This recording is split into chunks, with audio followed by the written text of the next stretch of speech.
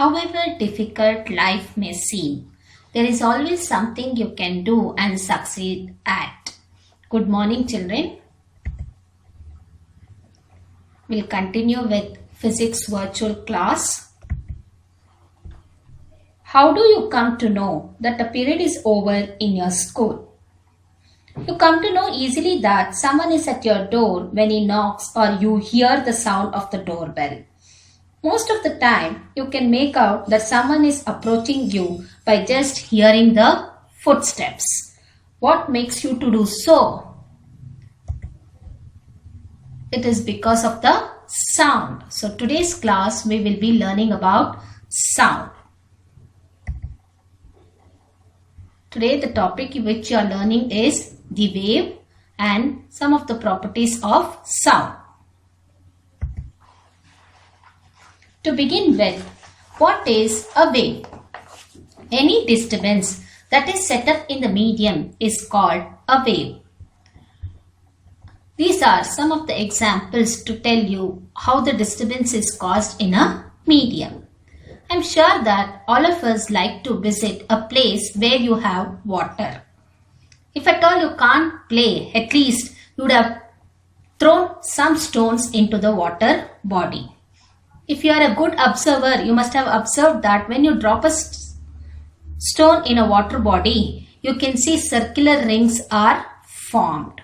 These are called as ripples. This is nothing but wave.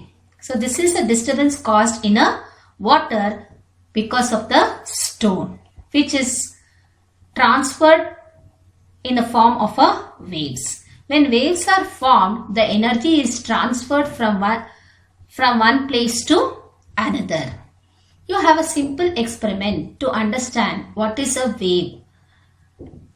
Take a bucket full of water, allow the water to settle down, drop a stone in the water.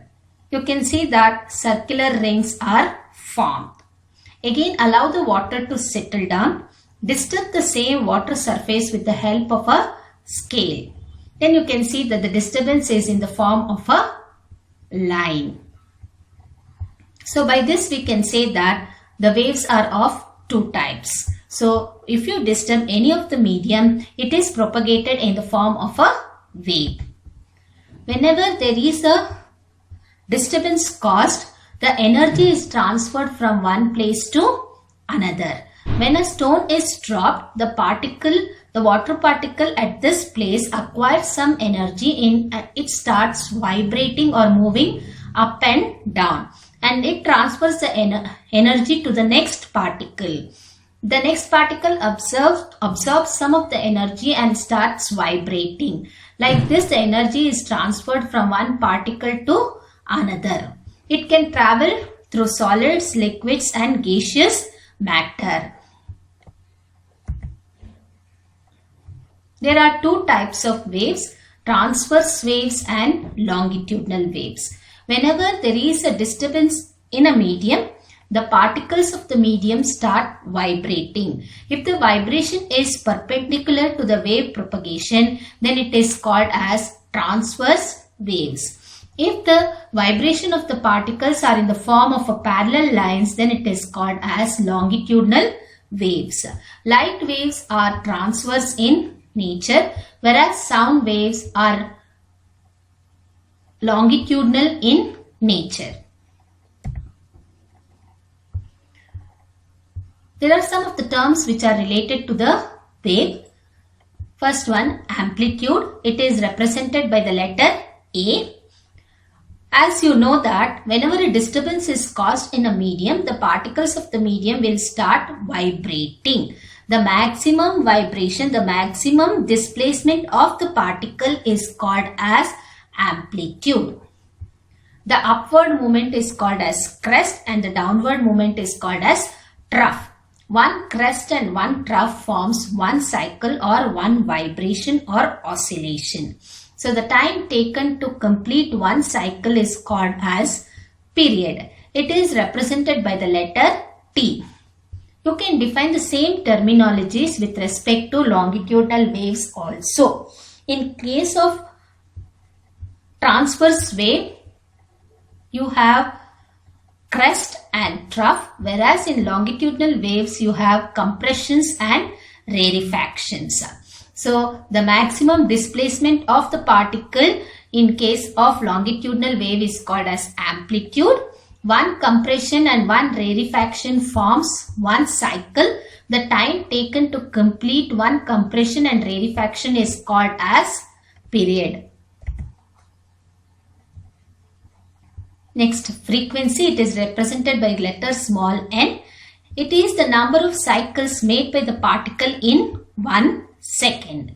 The SI unit of frequency is hertz.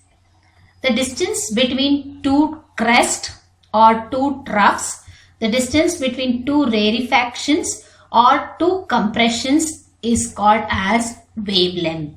It is represented by a Greek letter called as lambda.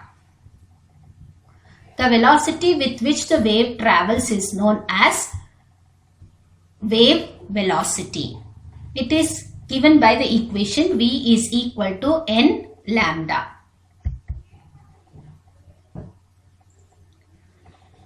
Next, we'll move on to sound. Sound plays an important role in our life. It helps us to communicate with one another. We hear a variety of sounds in our surroundings.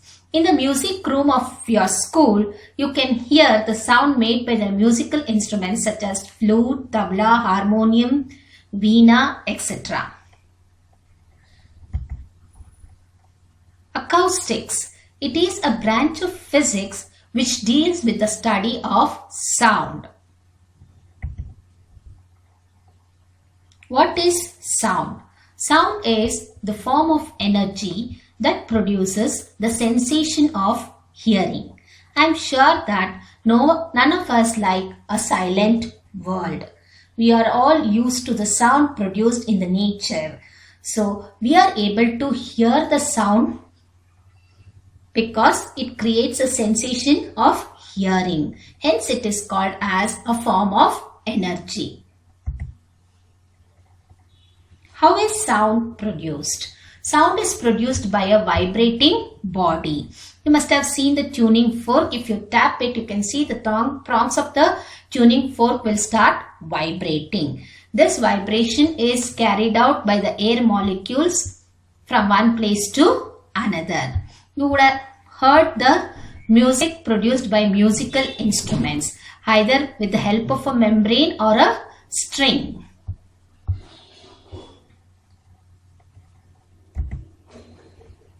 Sound is a longitudinal wave. It is a longitudinal wave because the particles of the medium vibrate parallelly to the wave propagation.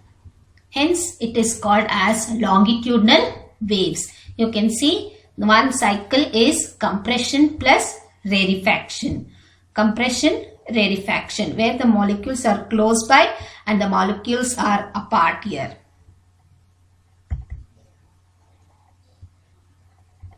Sound needs a material medium for its propagation. Sound can travel through solids, liquids and gaseous, but it cannot travel through vacuum. So, if you visit a space, you cannot hear each other. That is, two astronauts cannot communicate in space because there is an absence of medium. There is no material medium. There is no atmosphere to carry the sound waves from one place to another. To demonstrate this, you have bell jar experiment where a bell is suspended into a jar. When you connect it to the electricity, the bell will start ringing and it is heard by you. Now evacuate all the air from the jar with the help of a vacuum pump. So the jar is free of air now. We say that vacuum is created within the jar. Now connect it to the electricity. You can see the thongs vibration, but you cannot hear the sound. This simple experiment says that sound needs a medium for its propagation. You can do the same experiment with the help of a mobile phone. Take a tumbler, place your cell phone into it. Ask your friend to give a ring to your mobile. You can hear the ringing sound of the mobile. Now surround the rim of the tumbler with your hands and put your mouth on the opening between your hands. Ask your friend to give the ring. The mobile will start ringing, but the sound goes fainter and fainter as you are sucking the air. So this shows that air is necessary for the propagation of sound. So sound can travel through solids, liquids and gaseous medium, but it cannot travel through vacuum. Hence, sound needs a material medium for its propagation. As you know that sound can travel in solids, liquids and gases. How it travels? It travels very fast in solids and liquids than in gases. Why is it so? It is because of the molecular arrangement in solids, liquids and gaseous form. Here in solids you can see that the molecules are very closely packed. So any disturbance that is caused in a medium quickly transports the energy from one place to another because the molecules are closely packed. Whereas in liquids the molecules are free to move. So whenever a disturbance is caused, it takes time for the energy to get transferred from one particle to another. Hence, the sound travels little slow when compared to solids. Whereas in gaseous state, the molecules are independent of each other. So it takes much time to pass on the energy from one molecule to another. Therefore, sound travels fastest in solids, faster in liquid, and then in gaseous state it is fast.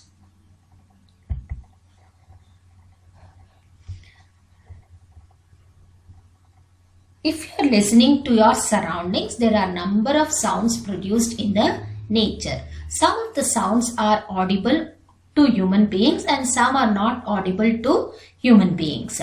So the sound waves which have a frequency of 20 Hz to 20,000 Hz are called audible sound. We are able to hear the sound waves which are produced between 20 Hz to 20,000 Hz. Above 20,000 and below 20 Hz are not heard by human beings. The sound waves which are below 20 Hz are called as infrasonics. Infrasonics are used by some of the animals to communicate. It is useful in the field. It is useful to detect a natural hazards which is caused in the nature, maybe volcanoes, tornadoes, tsunamis, or can be detected using infrasound sensors. Sound waves above 20,000 Hz are called ultrasonics. It has got a wide range of applications in the field of dry cleaning, where it is used to remove the dirt. It is used by some of the animals to catch its prey. It is used in the medical field for ultrasonic scanning, where you can examine the fetus, the growth of the fetus. It is used in industries to find out the flaws in heavy machines and also for other useful purposes. Sound waves undergoes reflection and refraction. Whenever a sound wave strikes a surface, it gets reflected back into the same medium. This is known as reflection of sound. The sound waves can travel through solids, liquids and gases. The velocity of the sound waves changes when it travels from one medium to another. This is known as refraction of sound.